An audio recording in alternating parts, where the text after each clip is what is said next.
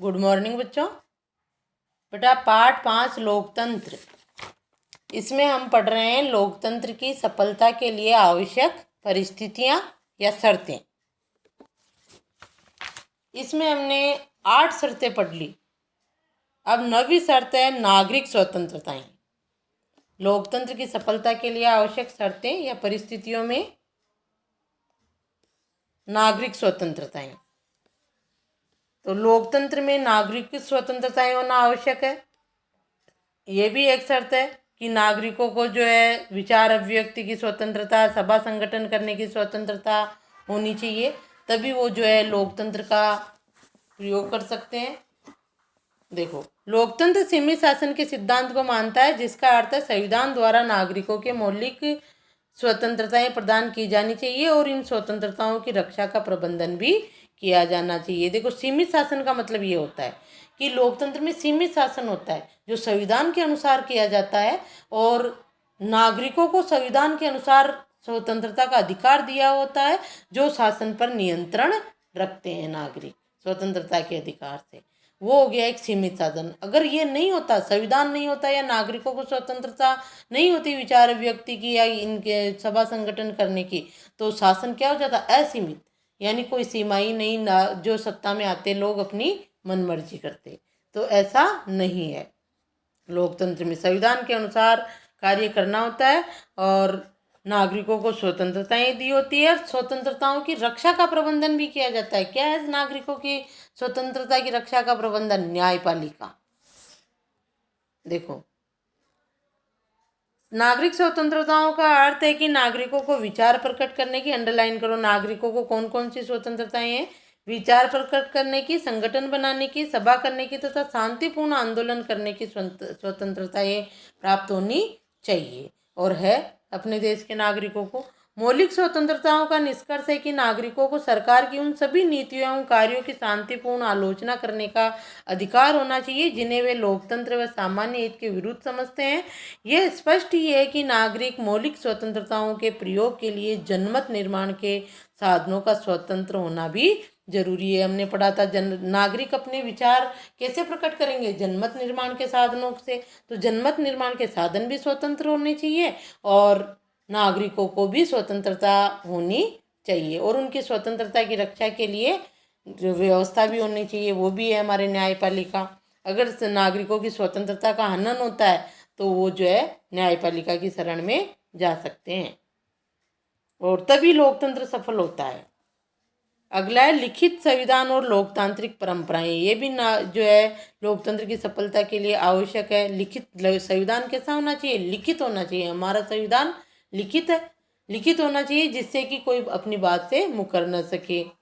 लिखित संविधान का अर्थ है संविधान की भाषा बहुत स्पष्ट होनी चाहिए ताकि उसकी व्याख्या को लेकर विवाद एवं भ्रम उत्पन्न न हो। इसके अलावा संविधान में संशोधन की पद्धति कठोर होनी चाहिए ताकि कोई राजनीतिक दल अपने बहुमत का लाभ उठाकर लोकतंत्र को अधिनायक तंत्र में नहीं बदल दे, जैसा कि जर्मनी में हिटलर ने किया था। हिटलर ने जो है क्या किया था? लोकतंत्र था जर्मनी में, लेकिन हिटलर ने सारी शक्तियां अपने हाथ में लेके तानाशाह हो गया और लोकतंत्र को अधिनायक तंत्र में बदल दिया। लोकतांत्रिक परंपराओं से आशय आचरण के उन नियमों व व्यवस्थाओं से है जिनका वर्णन संविधान या कहीं और भले ही लिखित रूप में नहीं होता, पर वह लोकतांत्रिक पद्धति व प्रक्रिया को आगे बढ़ाने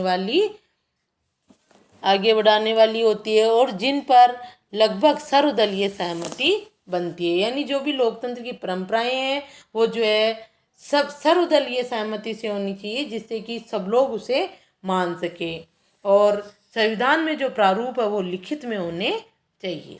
तब जो है लोकतंत्र के प्रति कोई भ्रम लोगों में नहीं रहेगा और लोकतंत्र सफल होगा।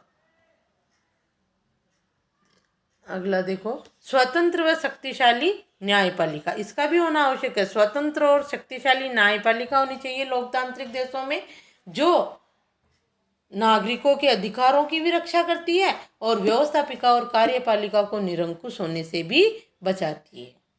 तो हमारे देश में है स्वतंत्र व शक्तिशाली न्यायपालिका क्योंकि हमारा देश लोकतंत्र है।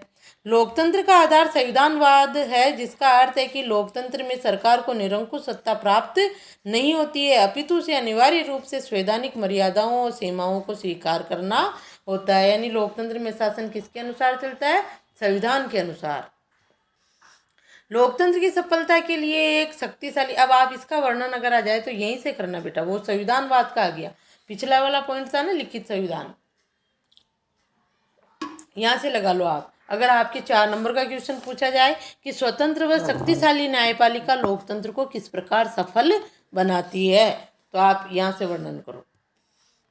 लोकतंत्र की सफलता के लिए एक शक्तिशाली और स्वतंत्र न्यायपालिका की स्थापना जरूरी होती है, क्योंकि ऐसी न्यायपालिका ही कार्यपालिका को कानून का उल्लंघन करने व अत्याचारी बनाने से रोकती है और व्यवस्थापिका द्वारा बनाए गए असंवैधानिक कानूनों को अवैध घोषित करती है। ऐसी न्यायपालिका नागरिकों की स्वतंत्रता की रक्षा भी करती है। न्यायपालिका को सरकार के 3 अंग है, व्यवस्थापिका, कार्यपालिका और न्यायपालिका।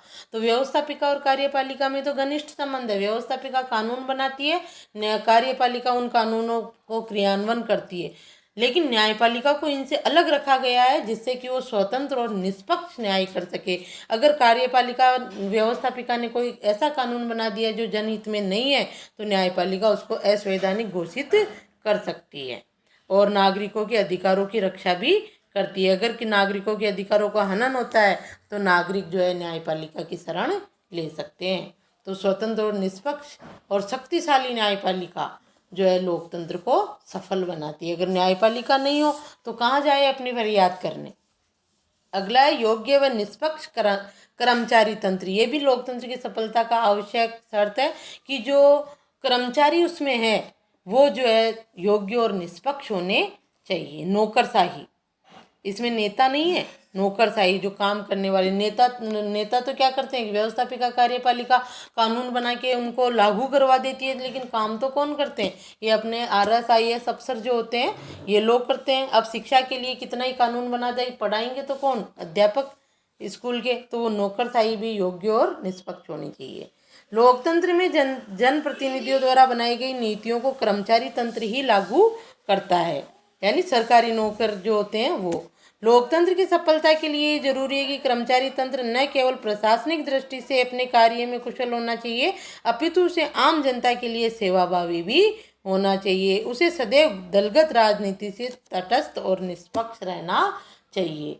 जो जिस क्षेत्र में है नौकरशाही में, उसको अपने क्षेत्र में योग्य और निष्पक्ष रूप से कार्य करना चाहिए, तब लोकतंत्र ज़्यादा सफल होता है। अगला है सुव्यवस्थित और सुसंगठित दलीय व्यवस्था होनी चाहिए। जो हमारे राजनीतिक दल है वो व्यवस्थित और संगठित होने चाहिए। देखो लोकतंत्र व्यवहार में दलीय शासन प्रणाली है।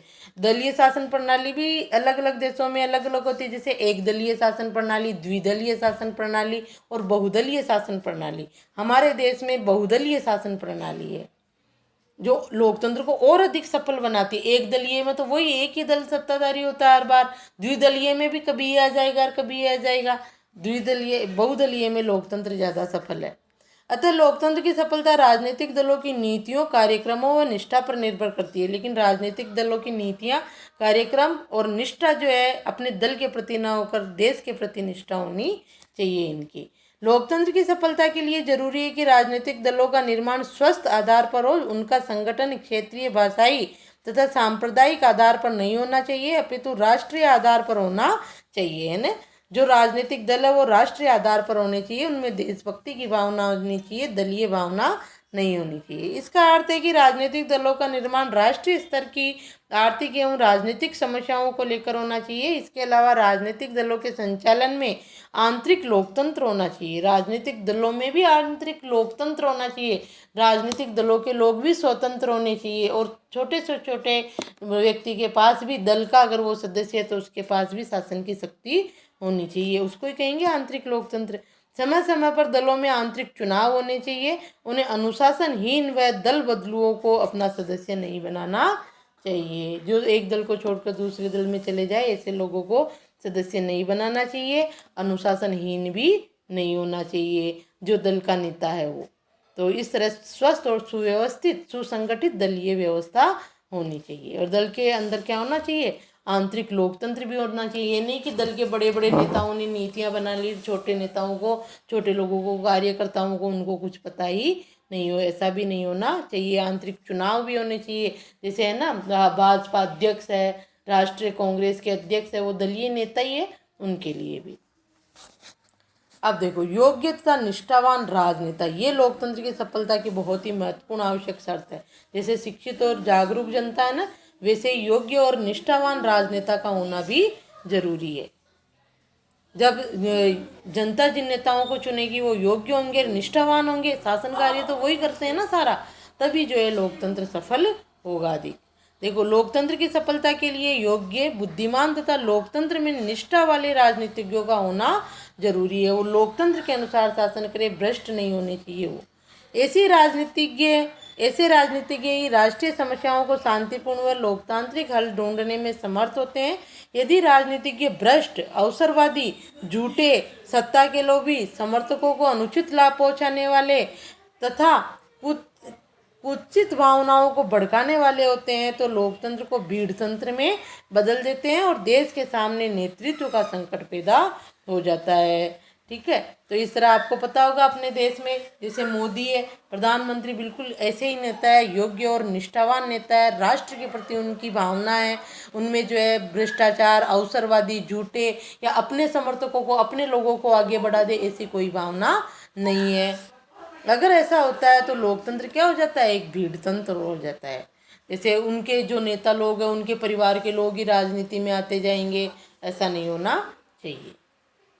ये भी एक अच्छा टॉपिक है बेटा, तो आप इसको भी अच्छे से करोगे। ठीक है, योग्य और निष्ठावान नेता किस तरह लोकतंत्र को सफल बनाते हैं, थोड़ा अपने मन से भी लिख सकते हो इसमें। तो सार्वजनिक हित की राष्ट्रीय योजनाएं, अब लोकतंत्र में क्या है कि राष्ट्रीय योजनाएं जो है वो भी सार्वजनिक हित की होनी चाहिए। इसको अच्छे से कर लेना। यानी जो भी योजनाएं देश के विकास के लिए बनती है वो किसी एक व्यक्ति या एक वर्ग या एक समाज के लिए न होकर पूरे राष्ट्र के लिए होनी चाहिए। विकासशील देशों में लोकतंत्र की सफलता के लिए जरूरी है कि शासन द्वारा ऐसी राष्ट्रीय योजनाएं बनाई जाए जो एक और कृषि व उद्योगों के संतुलित विकास में सहायक हो, राष्ट्रीय आय की वृद्धि करती हो तथा समाज के श्रमिक वर्ग व कमजोर वर्ग के जीवन स्तर को ऊंचा उठाने में सहायक हो। वो सार्वजनिक हित की राष्ट्रीय योजनाएं होती है। अगर कमजोर वर्ग का जीवन स्तर जिन योजनाओं से ऊंचा उठ रहा है तो वो उसका लाभ सब, एक कमजोर व्यक्ति को, वर्ग को ही लाभ हो रहा है तो उच्च वर्ग को तो होगा ही होगा। ऐसी योजनाएं बनाई जानी चाहिए। विकासशील देशों में लोकतंत्र की सफलता के लिए ये आवश्यक है। इससे क्या होगा कि वो अमीरी और गरीबी की खाई ज़्यादा चौड़ी नहीं होगी।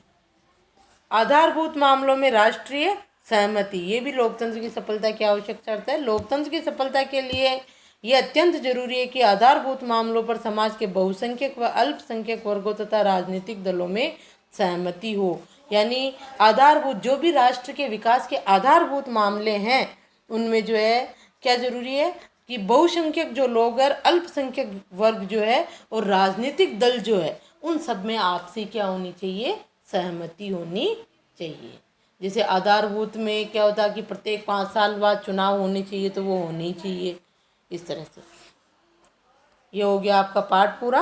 महत्वपूर्ण बिंदु आप पढ़ोगे अच्छे से। ये पहला ही है अपना लोकतंत्र सबका अर्थ, डेमोस प्लस क्लेटिया यानी जनता की शक्ति, ये सब मैंने आपको बता रखा है। तो ये पहला आपको अच्छे से याद करना है। ठीक है, इसके बाद बेटा एक तो इस पे टिक लगा लो, इसका प्रश्न बनेगा दूसरे का आपके कि लोकतंत्र एक ऐसा शब्द है जिनके अनेक अर्थ है। ये किसने कहा, बर्न्स ने। प्रश्न बनता है, ये प्रश्न लिख लो यहाँ पे, 1 नंबर का प्रश्न। लोकतंत्र एक ऐसा शब्द है जिसके अनेक अर्थ है, बर्न्स ने। इसमें प्रश्न है आपके, लगा लिया दूसरे के। लोकतंत्र के 4 प्रमुख रूप कौन कौन से हैं, ये अपन ने पढ़ी लिए। ये देखो आप यहाँ से अच्छे से कर सकते हो। राजनीतिक लोकतंत्र, राजनीतिक लोकतंत्र के 2 रूप है, ये राज्य के रूप में लोकतंत्र और शासन के रूप में लोकतंत्र। फिर आपने पढ़ा था शासन के रूप में लोकतंत्र के 2 रूप है, प्रत्यक्ष लोकतंत्र और अप्रत्यक्ष लोकतंत्र। फिर अप्रत्यक्ष लोकतंत्र के 2 रूप है, संसदीय और अध्यक्षात्मक लोकतंत्र। ये है ना राजनीतिक लोकतंत्र का वर्णन। अब अगला देखो, ये इसके बाद ही आया है जो मैंने आपको बताया है कि लोकतांत्रिक राज्य का व्यवहारिक रूप लोकतांत्रिक शासन है। लोकतांत्रिक शासन के 2 रूप, ये सब मैंने अभी बताया आपको। अब देखो, राजनीतिक लोकतंत्र की आधारभूत मान्यताएं जो हमने उधर पढ़ी। इसके बाद बेटा आप इसमें निकालो सामाजिक लोकतंत्र की विशेषताएं। जैसे आपकी ये हो गया, अच्छा इधर आओ, ये इस पे टिक लगा लो। ये भी 1 नंबर का प्रश्न पूछा जा सकता है। प्रश्न लिख लो यहाँ पे, सामाजिक लोकतंत्र की विशेषताएं बताइए। सामाजिक समानता, समाज में सभी को सामाजिक प्रगति के समान अवसर, राजनीतिक लोकतंत्र का अनुपूरक होना। ठीक है, इसको लगा लो। ये प्रश्न करोगे आप, अगर मैंने दिया है, नहीं दिया है, नहीं दिया तो भी आपको ये करना है। अगला देखो, आर्थिक लोकतंत्र के 3 उप प्रकार। ये कहीं पर भी नहीं है, महत्वपूर्ण बिंदु में ही है। ये आपको अच्छे से इम्पोर्टेंट प्रश्न है, ये आपको करना है। ठीक है, लोकतंत्र, आर्थिक लोकतंत्र के 3 प्रकार कौन कौन से हैं, इसके टिक लगा लो, प्रश्न लिख लो, स्टार बना लो। और ये आपको कॉपी में करना है। व्यक्तिवादी आर्थिक लोकतंत्र, मार्क्सवादी आर्थिक लोकतंत्र, उदारवादी आर्थिक लोकतंत्र। तो 6, 7वें पॉइंट पे आप टिक लगा लो। नैतिक लोकतंत्र, इसके प्रमुख लक्षण और विशेषताएं कौन कौन सी है, ये मैंने आपको उसमें बताई थी। आप ये 6, 7वां, 8वां तीनों महत्वपूर्ण बिंदु अच्छे से कॉपी में लिख लेना चाहो तो, और याद कर लेना। ठीक है, 6, 7वां, 8वां, 9वां। और आपको इनमें से जो प्रश्न बन रहे हैं वो आपको सारे याद भी करने बेटा ढंग से। ये सारे प्रश्न है, 6, 7वां, 8वां और 9वां, चारों ही बिंदु क्या है, प्रश्न है। स्टार बना लो इन पे आप। ठीक है, अब आप अभ्यास प्रश्न देखोगे सारे। देखो अभ्यास प्रश्न, अभ्यास प्रश्न में आपके थोड़ा सा अलग हो जाता है। इसमें पहला प्रश्न, डेमोक्रेसी शब्द ग्रीक भाषा के किन शब्दों के सहयोग से बना है, उसका प्रचलित स्वीकृत अर्थ क्या है। ये कर ही दोगे आप, डेमोस प्लस क्रेटिया से बना, और उसका स्वीकृत अर्थ क्या है, जनता का शासन। लोकतंत्र शासन प्रणाली के 2 प्रमुख भेद कौन से हैं, ये कर लोगे।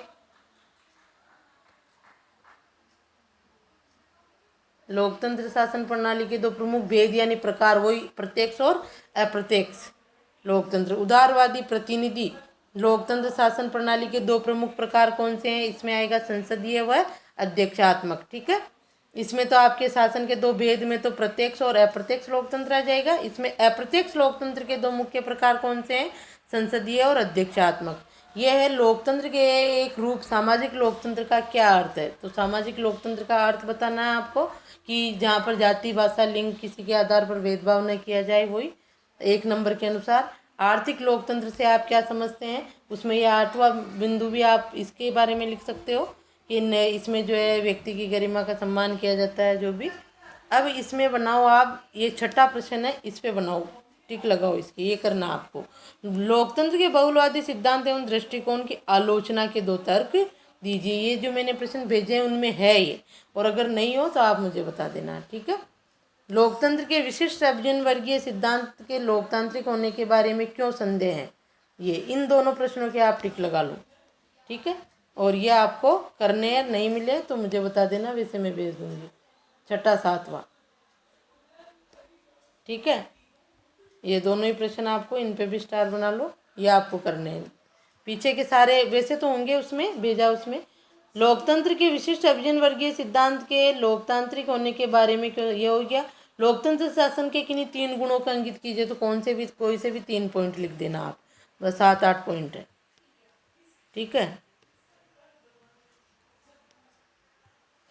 इसके बाद आपके लोकतंत्र शासन के किन अवगुणों को यानी दोष बताने हैं। सफलता के लिए आवश्यक 3 शर्तें, कोई से भी 3 पॉइंट। अब अगला प्रश्न आएगा आपके 11वां, इसके भी लगाओ।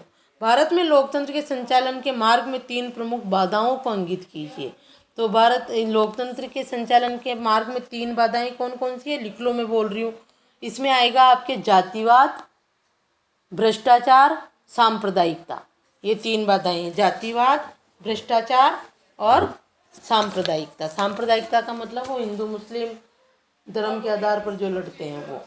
ठीक है, ये आपको करना है।